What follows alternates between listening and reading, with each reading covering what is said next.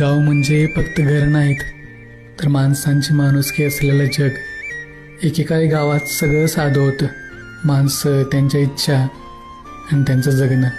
दार उघडं ठेवून झोपायची सवय होती, कारण भीती नव्हती, विश्वास होता. शेजाऱ्यांच्या घरात चहा प्यायचं आणि आपल्या भांड्यात त्यांचा हिस्सा ठेवायचा.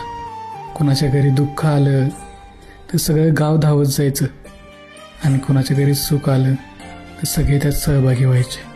ती माणसं साधी होती, पण मनाने श्रीमंत होती. मोबाईल नव्हते, पण नाती कायम जोडलेली होती.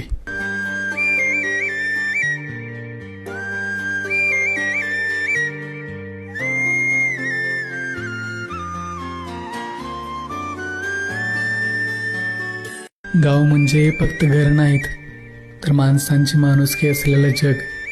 एकेकाळी गावात सगळं